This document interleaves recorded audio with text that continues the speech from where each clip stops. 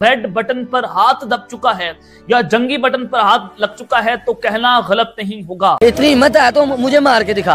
हम में इतनी हिम्मत है कि हम एक बंदा भी मुझे बम लगा दे आर्मी, मैं खुद इंडिया पूरा तबाह कर दूंगा। हमें मौत से डर नहीं लगता, बट बेसिकली हम चाहते यही है कि पुरअमन तरीके से इस बात को हल किया जाए, ना कि जंग की जाए। अगर जंग की बात होगी तो हम खुद बम लगा के टैंकों के नीचे बैठ जाएंगे। ये इनको पक्का है कि पाकिस्तान की कौम एक एक बच्चा डरता नहीं है। Any act of terror will be deemed to be an act of war against India, और ये एक्ट ऑफ टेरर हो गया है। बाकी जो प्रेस रिलीज में नहीं है उसकी वजह से पाकिस्तान में पसीना छूटना शुरू हो गया है। किसी भी वक्त ऑपरेशन सिंदूर 2 जो है ये लॉन्च किया जा सकता है और मोदी खुद नरेंद्र मोदी जो हैं ये खुद कई तकारीर में ये कह चुके हैं कि जी हम अपना जख्म नहीं भूले। आज हम भी अपने मुल्क के साथ खड़े हुए, अगर वो जय श्री राम का नारा लगाते हैं तो हम भी इस मुल्क के अंदर लाहौर के अंदर बैठ के हम भी जय श्री राम का नारा लगाते हैं और हम पाकिस्तान के साथ हैं। हाँ। वो ऐसे ना कहें कि आप ऑपरेशन आप सिंदूर कर दिया आपने, ठीक है हमने देख लिया आपका सिंदूर, वो आपने सिंदूर लगाने के बाद भी तो कुछ चीजें होती है, वो भी हम आपाक आर्मी कर लेगी। वो उनको कहते हैं कि आप इस बात को छोड़ दें। हम पुरअमन लोग हैं, हम चाहते हैं कि अमन हो दोनों सरहद के उस पार भी। मोदी क्या कहता है, जंग की तैयारी। अब अगर इंडिया पाकिस्तान के ऊपर अटैक करेगा तो पाकिस्तान पूरे इंडिया के ऊपर अटैक करने की कैपेबिलिटी रखता है, और इस बयान को जी इंडिया में देखा जा रहा है कि ये आसिम मुनीर की जानिब से इंडिया को प्रोवोक किया जा रहा है। अगर नरेंद्र मोदी जो पाकिस्तान के लिए करते हैं तो फिर वो क्या है। दिल्ली में हुई भयावह घटना ने सभी के मन को व्यथित कर दिया है।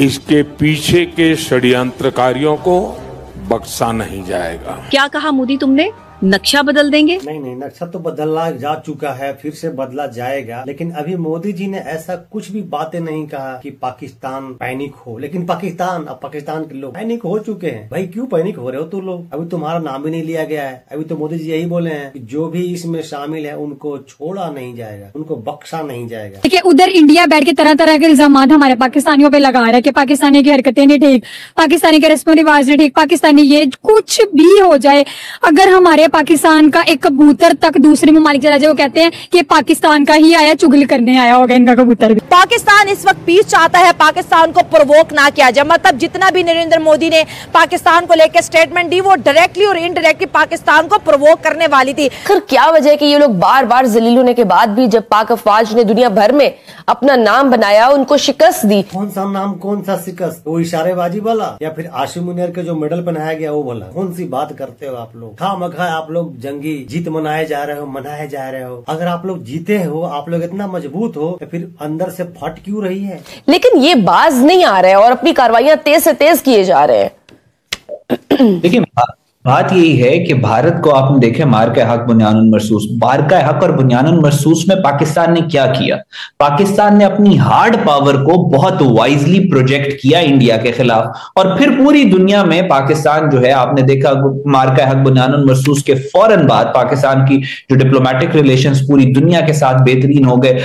चाहे वो 6-0 और रफेल और ये सब ड्रामा सोशल मीडिया में कर रहे हैं, पाकिस्तानी क्रिकेट की फील्ड में कर रहे हैं, लेकिन सच तो ये है कि इनकी खाल उतारी गई है बहुत बुरी तरीके से। आसिम मुनीर जानता है कि उसकी खाल उतरी है, और अभी दिख भी रहा है मेजर साहब, इनके हर एक सहाफी चीख कर बोल रहे हैं कि हमें बहुत पिटा है इंडिया, और फिर से पिटने की तैयारी कर रहा है। मुझे बताइए कि टेररिज्म होती क्या है? हाँ। उसके बाद तभी बात हो सकेगी क्या ये टेररिज्म भी है या नहीं। क्या बात है? हाँ, उसके बाद हम इस बात पे बात करेंगे कि टेररिज्म इंटरनेशनली कैसे होती है। हाँ। आप जिस बात को आप कह दें कि ये टेररिज्म है तो वो टेररिज्म है, और अगर कोई मूवमेंट चल रही है तो आप उसको टेररिज्म का नाम दे दें, और जो मूवमेंट्स आपकी चल रहे हैं आपके यहाँ, हम उन्हें क्या नाम दें? इसमें प्रॉब्लम क्या आ जाता है कि इंडिया और इंडियन गवर्नमेंट और मोदी और इन सब का ये जो भी जितने भी लीडर्स हैं इन सब का बेसिकली पर्पस ये है कि जो मुसलमान है या जो इस्लाम है और स्पेशली जो कश्मीर में प्रॉब्लम्स आ रहे हैं उनका भी उन्होंने यही पर्पस दिया है कि जो मुस्लिम है वो तरक्की ना कर पाए। यानी कि ऑपरेशन सिंदूर 2.0 ये अब शुरू होने जा रहा है। लिहाजा पाकिस्तान आर्मी के पास 2 ऑप्शंस हैं।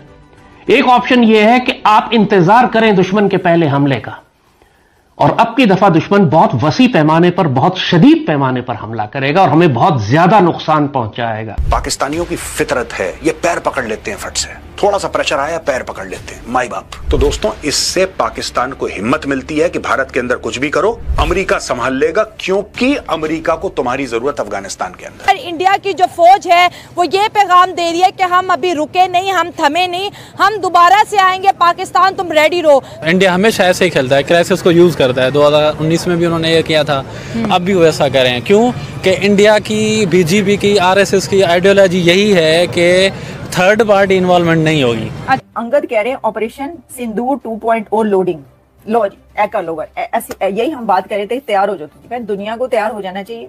Please be prepare for another war full scale. वो कह रहे हैं कि जी उसके लिए तैयारी करा है, तो मैं तो कह रही हूँ कि भाई अगर ऐसी कोई तैयारी हो रही है तो भाई ऐसे ना कीजिए। इसकी वजह ये है कि आप पाकिस्तान की तरफ से तो उनको जरूरत है तैयारी करने की, लोगों को एजुकेशन देने की, आप वॉर करें एजुकेशन। पैनिक फैलाया जा रहा है, ये लास्ट टाइम की तरह फिर से वो चीजें जो है रिवाइव होने जा रही हैं।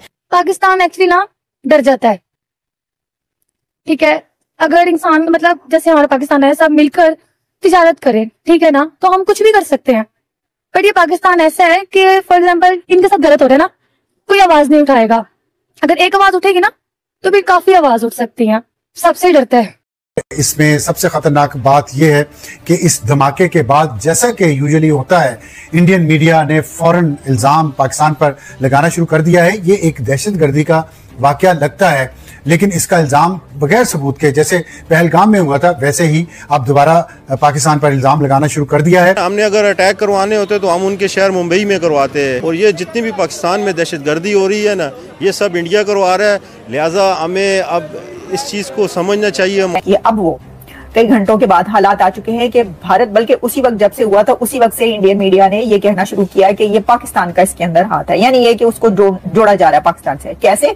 क्योंकि उसको जैश से जोड़ा जा रहा है, जैश और गज़वातुल अंसार और कुछ इस तरह का कोई नाम है। क्या अब वक्त नहीं आ गया कि सिविल मिलिट्री क़यादत की एक ग्रैंड सतह पर बैठक हो और दहशतगर्दी के खिलाफ यकसा कौमी हिकमत अमली अपनाई जाए, जैसे नेशनल एक्शन प्लान बनाया था, और अब बाकायदा एक्शन से जवाब दिया जाए? इंडिया हमेशा अपने आप को फर्स्ट लेवल पे रखता है। इंडिया कहता है कि मेरा मुल्क के नीचे बाकी सारे कुछ भी नहीं है, उससे आगे जो भी है उससे नीचे है।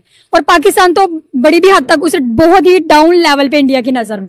कि पहली बात तो ये कि सीज फायर एग्रीमेंट हुआ, जैसे सबके सामने एक एग्रीमेंट हुआ, ग्लोबली एक एग्रीमेंट हुआ, ठीक है, जिसपे ये डिक्लेयर किया गया कि अब पाकिस्तान और इंडिया के दरमियान अब कोई भी किसी भी किस्म का मसला नहीं होगा और किसी भी किस्म की जंग नहीं होगी। ठीक है। पहली चीज़ तो ये, अगर एक ग्लोबली आपने चीज़ डिक्लेयर कर दी है, उसके बाद आप किसी को प्रोवोक कर रहे हो या किसी भी कंट्री को या किसी भी कंट्री के थ्रू आप कोई मैसेज पहुँचाना चाह रहे हो, तो this is something I would say कि this is something very wrong. कौन प्रोवोक कर रहा है पाकिस्तान को?